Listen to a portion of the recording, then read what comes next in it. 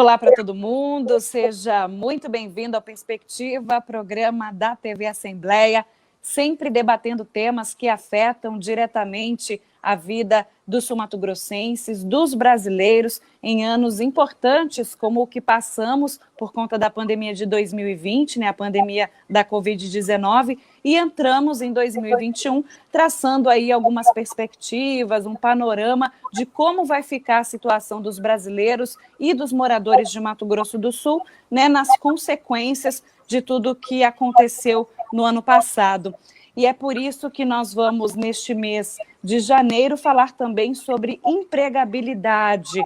O IBGE divulgou no fim de 2020 um levantamento mostrando que nós temos aí cerca de 13,8 milhões de desempregados. E o desafio que fica, então, para 2021, como é que vai ser a reinserção de todas essas pessoas no mercado de trabalho. E é por isso que a gente convida, nessa edição do Perspectiva, a psicóloga, orientadora de carreira, também professora universitária, Juliana Elisa dos Santos. Seja muito bem-vinda aqui ao Perspectiva. Obrigada pela sua participação e disponibilidade. Obrigada, Lívia. Obrigada pelo convite. Sem dúvida, muito feliz de estar aqui com vocês. Pois é, e a gente passou aí praticamente que por um ano inteiro de isolamento social. A gente observou que mais para o final de 2020 a rotina voltou e foi quando as pessoas buscaram novamente uma vaga no mercado de trabalho, pelo menos aquelas que ficaram desempregadas. E os especialistas atribuem esse alto índice de desemprego a essa retomada da procura por uma vaga. E o que a gente pode falar para essas pessoas, que ficaram em casa, que terminaram o ano sem trabalho e querem um 2021 diferente? Ok. Então, Lívia, realmente foi sem precedentes essa situação que a gente vivenciou e está vivenciando ainda, Estamos ainda no processo de pandemia e, consequentemente, a gente viu desde a diminuição da circulação das pessoas a princípio, nos comércios, serviços, sendo fechado aí, pelo menos aí no primeiro semestre desse ano, em Campo Grande, por exemplo, 5.500 postos de trabalho, É uma situação que realmente preocupou e está preocupando os trabalhadores. Mas, como tudo na nossa vida, sempre temos aí a perspectiva de atitudes aí esperançosas, que isso é muito importante, Nós temos que nos adaptar. A palavra mais virou clichê, eu acredito, reinventar-se. Na realidade, nunca foi exigido uma palavra chamada adaptação, com muita urgência. Não dá para esperar e nem querer que aquilo que vivenciamos em janeiro, dezembro de 2019, durante o ano de 2019, 2020 ou 2021, seja a mesma coisa. Impossível, A gente nunca teve mudanças tão bruscas, exponenciais, aceleradas, como a gente está vendo hoje. E o trabalhador, o comportamento dele vai ter que ser alterado, sem sombra de dúvida, E a gente não pode esquecer que, por exemplo, o ano de 2020 foi marcado ou por mudanças nas relações de trabalho e até mesmo de locais de trabalho, como home office, redução de jornada e carga horária de diversas empresas e até mesmo desligamento de profissionais. Agora, nesse meio tempo, a gente não pode realmente entender aquelas pessoas que ficaram sem fazer nada, que não se atualizaram, que não buscaram um curso. O que os profissionais dos recursos humanos, o que as empresas esperam desses trabalhadores que atravessaram um ano de pandemia, por exemplo, em casa? Acho que a primeira pergunta que todos nós vamos fazer ao entrevistar essa pergunta que você vai ouvir aqui de mim, que não vai ser novidade. O que você fez nesse período, a princípio, sem um emprego, Como é que você ficou esse tempo, que de uma certa forma, entre aspas, ficou às vezes aí ocioso, Então, o que ele vai estar atento é assim, a capacidade que ele teve, por exemplo, de aprender a aprender, O que ele mobilizou sua energia no tempo vago? Que coisas que ele conquistou, que coisa que ele estudou, que livros ele leu, que condições ou trocas que ele fez, porque é muito importante também a gente reavaliar quando a gente está nesse processo, qual é a tua relação com pares, o teu networking, os teus contatos, o que você tem feito.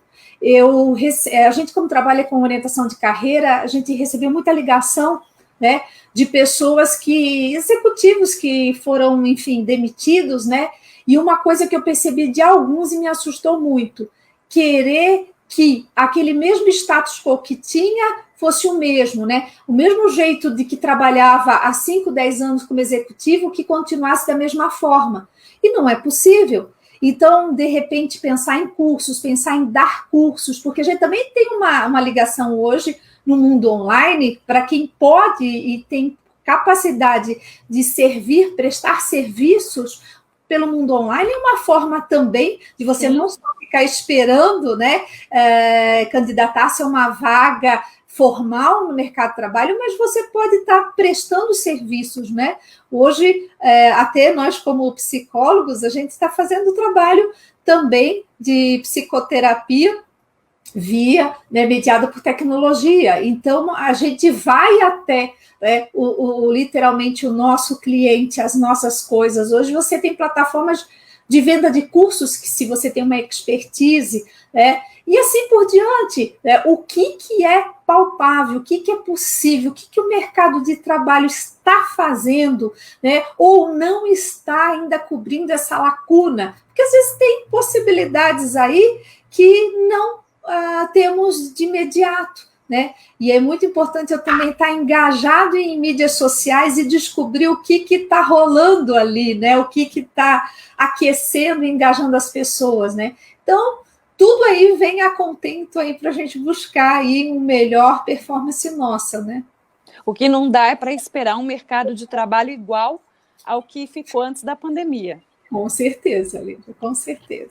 Eu comecei esse programa com um dado do IBGE, mostrando que nós temos aí 13,8 milhões de desempregados até o fim do ano de 2020, e para complementar, 22,1% do total de pessoas que estão, né, fora do mercado tem até 29 anos. São considerados aqueles jovens que nem estudam, que nem trabalham, a geração nem, né, chamada aí popularmente. O que será que gera esse comportamento em pleno século XXI, com tantas ferramentas tecnológicas aí, informação disponível? O que será que faz com que essas pessoas elas realmente não se motivem a entrar para o mercado de trabalho ou a buscar uma especialização, uma faculdade, uma capacitação? Nossa, Lívia, isso é uma preocupação muito grande, né? Nós, psicólogos, sociólogos e pessoas que estudam, né, o que está por detrás de tudo isso, até economistas, né?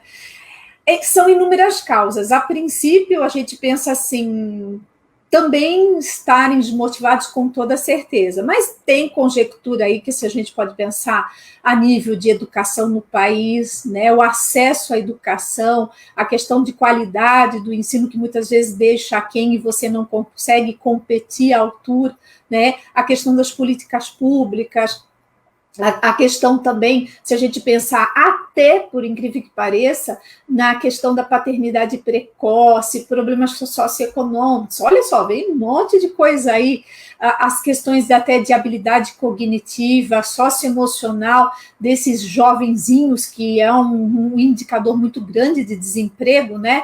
Mas, além dessas questões socioeconômicas, né, temos uma questão também comportamental, e aí eu também não deixo de estar atrelado aí nessa questão dos neném, muitos filhos, né, que a gente diz assim, os cangurus, né, que ficam na bolsa, na casa dos pais por muito tempo, né?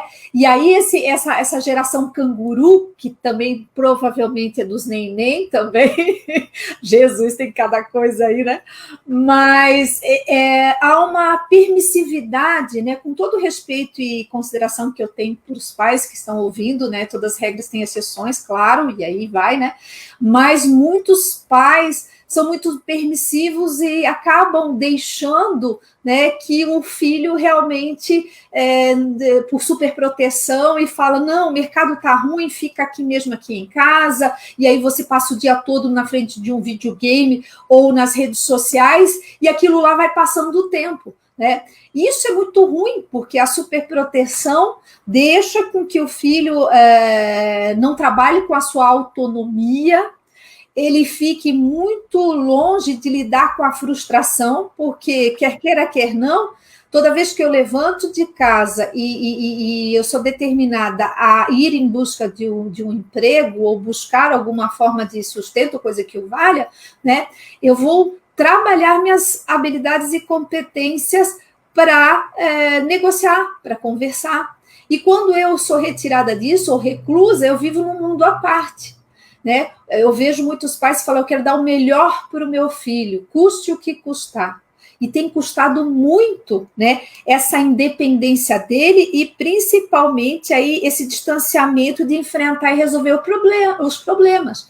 Então, ele não sabe lidar com frustração.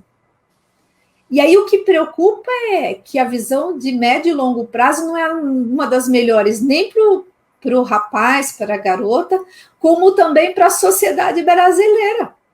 Porque tenta imaginar o que há de vir no futuro nosso, tendo uma pouca instrução e a questão de empregabilidade. Como é que vai ficar a economia? Como é que vai ficar tudo isso? Então, eu acho que a principal questão é eu preciso incentivar os meus filhos a encontrarem dentro deles aquela questão assim, quais são os pontos positivos que meu filho tem, quais são as dificuldades que ele possui, registrar isso com ele, trabalhar isso com ele, então autoestima acima de tudo, trabalhar, né, dentro disso, dar limites, porque se eu estou dentro de casa, eu também preciso colaborar, cooperar, eu preciso fazer algo, nem que seja já estudando, né? Eu não posso ficar à margem de, porque os pais não são eternos. Verdade. Não são eternos. E se já é difícil, imagina ficar com parentes, então isso não é possível. Tá? Então, é um fator importante. E também mostrar para os filhos, né, toda uma trajetória que os pais fizeram para chegar onde chegaram. Né? Às vezes é importante reiterar isso, né? Qual foi a luta? Então, ó, vamos levantando aí, tira os pernões aí do sofá, vamos, galera, trabalhar, vamos ajudar, nem que seja o pai ou a mãe, né? Nem que seja atividade doméstica, mas o que não pode é ficar ocioso, o que não pode é ficar mais porque isso vai envolver autoestima e também, né? E existe um outro detalhe também. Vá que também está com depressão, vá que tem alguma coisa, obviamente, psicológica, procura também orientação aí com psicólogo também para ajudar caso necessite, né? Então, há de caminhar por todos esses vieses aí, né? Então, a autonomia é dada quando eu coloco a diversidade para o meu filho. Não tente super proteger, porque lá fora a vida é bem dura. Né, é muito dura e ele precisa estar preparado para isso, né, por causa desse mercado de recessão mesmo que está acontecendo nos dias atuais. Né? Eu até ia tocar nesse ponto, né? A gente vivendo o custo de vida sendo aumentado, inflação, o preço dos alimentos nas alturas, a prestação de serviços também essenciais cada vez com valores maiores e o que é gratuito com mais difícil acesso. Então, as famílias realmente elas estão precisando de toda ajuda, né? Tudo que está ali, né, ao alcance dela é válido no que diz respeito a agregar valor à renda que eles têm para se sustentar. Olivia, até brincando, né? Dá até para você, dependendo da situação, até cuidar de pet hoje dentro de casa. Hoje tem serviço para isso. Né? Você fala, eu não quero trabalhar, não quero ir para fora, tem pandemia, filho, traga os cães para cuidar, porque tem esses serviços e tantas outras coisas aí disponíveis. É só buscar. Seu filho tem redes sociais, ele pode fazer isso também. Oh, meu Deus. E o que a gente nota, por exemplo, é essa falta de motivação atrelada a uma acomodação. E também a falta de saber qual área a pessoa pode ter mais afinidade, porque os jovens, e até 29 anos, eu considero assim, um jovem passando da adolescência faz muito tempo, apesar de muitos especialistas já contradizerem isso. São pessoas que não sabem o que querem e que ficam realmente pulando de galho em galho, não se encontram e aí acabam não sendo inseridos no mercado de trabalho. A orientação de carreira, no caso, assim, uma ajuda profissional, ela pode ajudar a encontrar algo mais voltado aí para o gosto, para as afinidades dessa pessoa. De que maneira?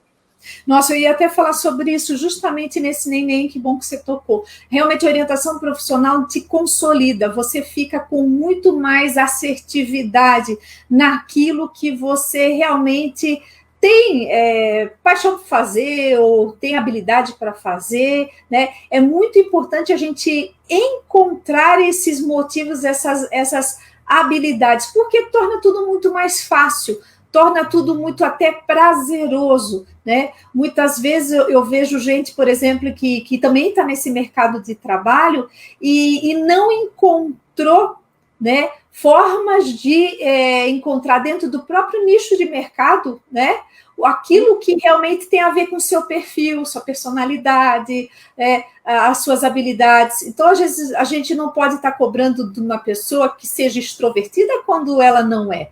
É uma coisa muito diferente, né? Então, o que eu posso fazer? Estando em casa e, por exemplo, estando nessa situação hoje do neném, mas o que eu posso fazer? Como eu dei esse exemplo, né? Eu gosto de cães e eu posso estar cuidando da vizinhança ou das pessoas, tem sites assim, para hospedar os bichinhos lá em casa. Ou eu sou uma pessoa muito comunicativa e posso fazer um trabalho muito bacana nas redes sociais, vender produtos, posso ter e-commerce, posso fazer tanta coisa, né? Então, descobrir qual é a tua paixãozinha, o que você curte e correr atrás disso, te facilitar. Então, a orientação de carreira, ela te proporciona maior assertividade, segurança, né? E ferramentas também para você ir de encontro àquilo que te proporciona também remuneração, né? Um bom remuneração, enfim, uma situação razoável financeira, que isso também é fundamental na vida que a gente tem hoje, né?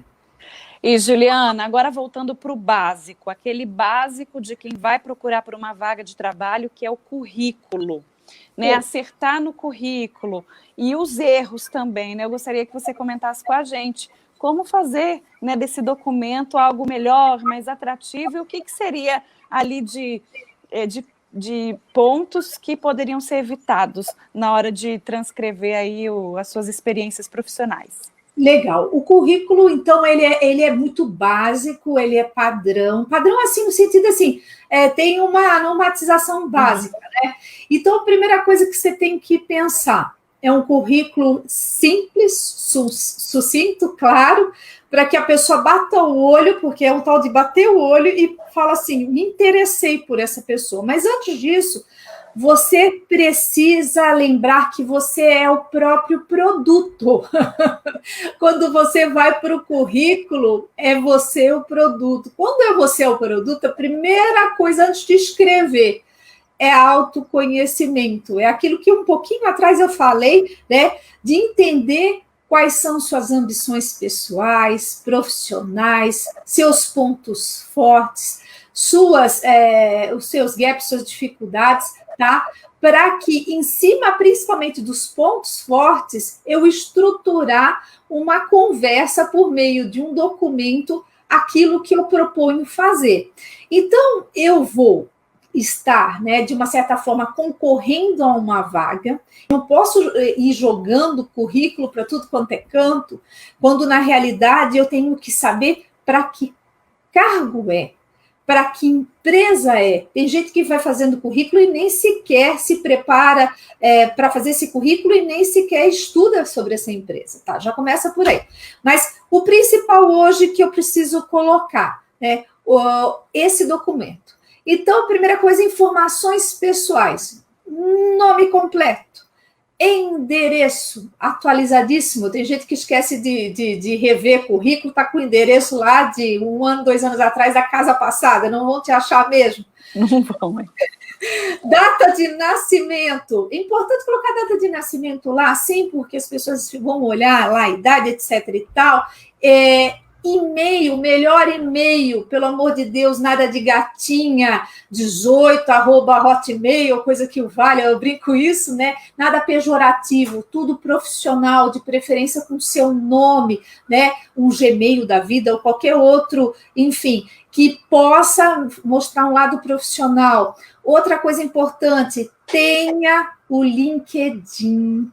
Vou repetir, para quem não sabe, é uma das maiores redes sociais que discutem trabalho, que falam sobre o mercado de trabalho, que você insere o seu currículo por lá também. Então, muitas vezes, a pessoa que vai selecionar você ou vai recrutar, ela vai adicionar ali, você vai adicionar o endereço e a pessoa já clica e já vê tudo seu, já facilita muito bem nessas mídias sociais, cai muito bem você ter, se não tem, corre atrás. Segunda parte, o objetivo, o que eu estou pleiteando, que área que eu estou pleiteando, não vale dizer assim, olha, eu topo tudo, eu estou, né, a seu dispor. Estou desesperado, né, topo tudo. Por favor, me contrate. Me contrate, help, faço tudo. Não, tudo, não. O objetivo é o que eu realmente tenho experiência, o que eu conheço. Posso não conhecer, não ter experiência, mas assim, o mínimo do mínimo da minha capacitação que eu tenho ou das minhas habilidades, né? Então, é muito importante olhar a área que está vencendo. Um outro item, o terceiro, é um resumo das qualificações, principalmente aquelas pessoas que já estão aí um tempinho no mercado de trabalho, tá? Esse vale para quem tem mais tempo de serviço. Seus 5, 6 anos de mercado de trabalho, que já tem uma historiazinha para contar. Então, nesse resumo das qualificações, é uma prévia bem no começo do currículo, né, que o recrutador vai olhar um pouquinho e falar assim, nossa, eu gostei do que li, eu vou continuar lendo o currículo porque achei interessante essa pessoa. O que precisa constar nesse resumo das qualificações? Tua apresentação pessoal mesmo, né? Ou seja, falar das suas competências, do seu conhecimento, da sua experiência e o que você já fez. Só que mega resumidinho, nada de autoelogio, nada de pedido de socorro, ajuda, né? Como disse a Lívia, e nada de falar de qualidades. É muito pontual. A tua experiência, as tuas competências e habilidades de forma sucinta para que a pessoa se norteie e continue lendo seu currículo para quem tem mais experiência. O quarto item, formação. Essa formação vai depender do nível escolar que você tem e o que você está pleiteando. Vamos supor que você é de nível superior. Você vai falar de sua graduação. Você vai falar, né, tipo, formei no curso de administração de empresas, no ano tal, ok, já está dando alguma coisa. Se você tem isso, com uma pós-graduação, também adiciona lá. Vamos imaginar que eu estou pleiteando aí a área de RH, né, a analista de RH, coisa que o vale. Já coloca administração, provavelmente posso ter uma pós-graduação em gestão de pessoas, isso já contribui muito. Gil, ensino médio, quando é que eu coloco? Quando realmente o cargo é de ensino médio, coloca lá. Mas não vale, gente, só se for a pessoa pleitear um cargo para ensino fundamental. Não precisa colocar todos os ensinos que a gente teve. Coloca o mais recente e ótimo aí, né? Para nortear essa conversa. Tá tranquilo aí, gente? Eu tô falando tá tranquilo, porque a gente está orientando. Eu até quero interromper um pouquinho sua explicação. Sim. Você disse, Gil, que é importante ser evitado aí a questão de colocar qualidades no currículo. Como é que seria? Eu sei que muitas pessoas têm várias qualidades. É até um exercício aí, né, de como eu me conheço, né? Eu sou uma pessoa proativa, eu sou uma pessoa pontual. Isso é melhor evitar, então. Evite e deixe para mostrar todas essas competências que você tem ou que você julga boas na hora da entrevista. Aí você manda ver, sempre falando assim, quando eu estou elogiando uma coisa bacana minha, tipo, sou comunicativa, líder, você sempre na entrevista vai ter que falar dos fatos, né? Ninguém pode se autoelogiar, brincadeira, autoelogiar é modo de dizer. Ninguém pode dizer que tem uma habilidade X, né, uma competência, etc., então, sem não provar, né, fatos que já aconteceram nos seus antigos trabalhos, né, sempre baseando nisso, né? Tudo eu tenho que comprovar. Dependendo do processo seletivo, você passa uma sabatinada tensa, e ainda eu vou contar sobre isso daí, que dá assunto para manga, né? E aí vem a experiência profissional. Acho que, Lívia, acho que essa parte é o coração do teu currículo. Por quê? Você vai pôr o nome da empresa? Ah, sim, vou colocar o nome da empresa. O último emprego, por exemplo. O período da qual eu iniciei e que eu terminei. Você vai falar lá do seu cargo e de suas funções. Morreu por aí sua experiência profissional? Não. A gente pode e deve, se tiver para contar resultados, o que aquele trabalho que você fez impactou na empresa. Eu já vi gente criando, por exemplo, aí um sistema informatizado que causou uma economia X na empresa, ou agilizou o processo, por exemplo, de RH, e a pessoa que bolou isso, ou a pessoa fez... Então, colocar resultados que você teve, né? Olha, eu no processo, quando trabalhava como gerente de vendas, não sei o quê, eu maximizei tantos por cento, e aí explica o que fez. É bacana, é como se fosse, gente, um passe de um jogador de futebol. As pessoas vão investir, falar, eu quero essa pessoa, porque ela vai dar retorno. Então, assim, se você está meio que... Você está trabalhando e está me ouvindo hoje, não estou desempregada, isso não me diz respeito ao que ela está falando. Eu falo, presta atenção, diz respeito sim. Primeiro que a gente não é eterno nesse trabalho, cada dia que passa, talvez isso tem que ficar muito claro. Para de acreditar que você vai nascer e morrer aí dentro desse trabalho. A gente está muito, muito inseguro e alterando muito tudo isso. Então, o que eu preciso pensar? Toda passagem profissional da qual eu faço, eu tenho que pensar assim, que pegadas eu deixo? Que resultados eu deixo, né?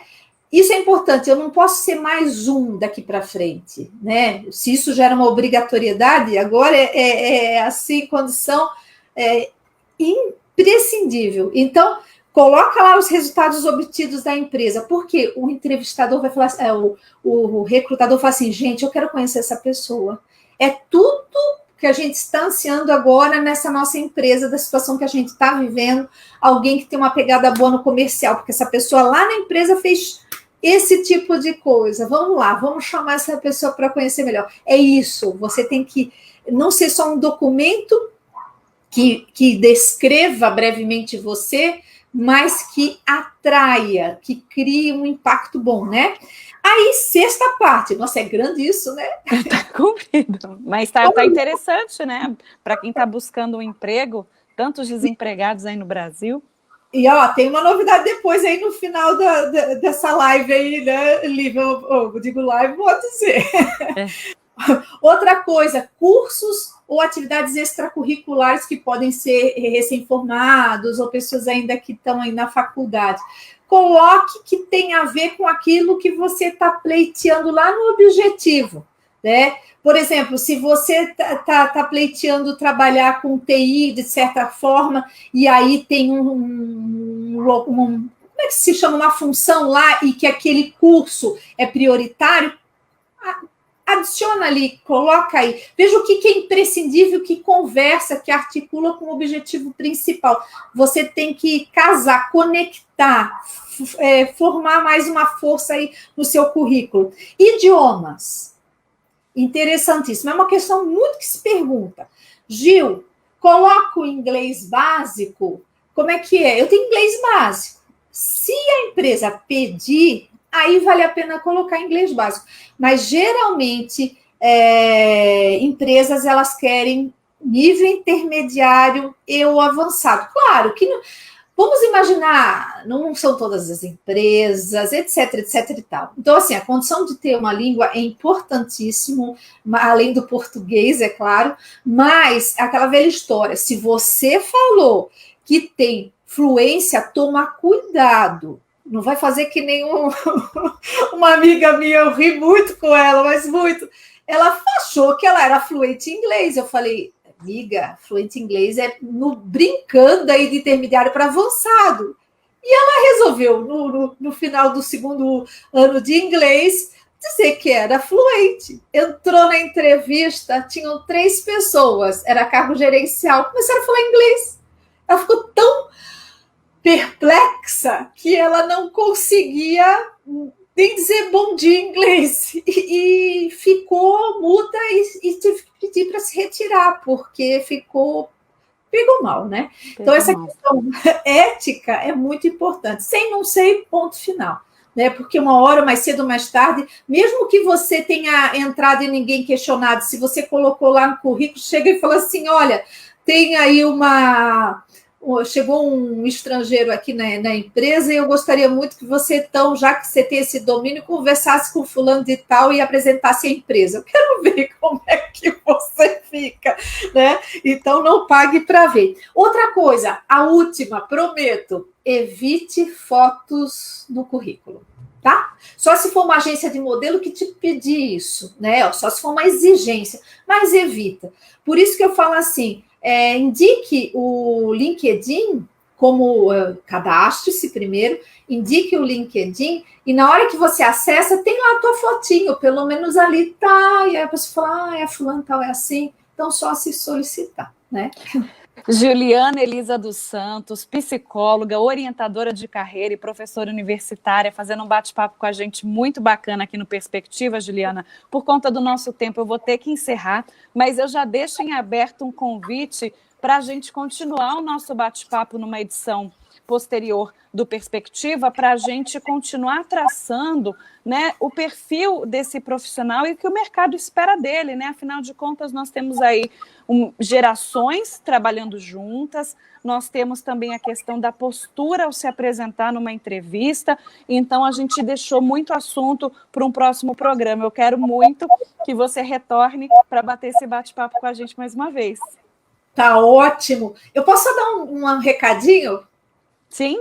Se alguém tiver alguma ideia de que quero um modelo de currículo, etc. e tal, se inscreva lá no meu Instagram, Oriente Carreira, que eu terei o maior prazer lá no direct de enviar para você alguns modelos de currículo para te auxiliar aí da melhor forma possível. Conte comigo e lá também falo sobre inteligência emocional, muito importante hoje para as pessoas e o mercado de trabalho, tá bom? Tá, joia. Eu quero agradecer demais a sua participação com a gente. Muito assunto para a gente discutir aqui ainda. E você, né, que está em busca de uma vaga no mercado de trabalho, que acompanha a programação da TV Assembleia, não deixe também de compartilhar o nosso link do YouTube, que está aí na sua tela. Compartilhe com seus amigos e familiares, porque aqui o conteúdo é de qualidade e, com certeza, para que muitas pessoas comecem em 2021 com o pé direito. Um beijo para todo mundo. Juliana, mais uma vez, obrigado. Até a próxima. Obrigada, tchau, tchau. Tchau, tchau, hein?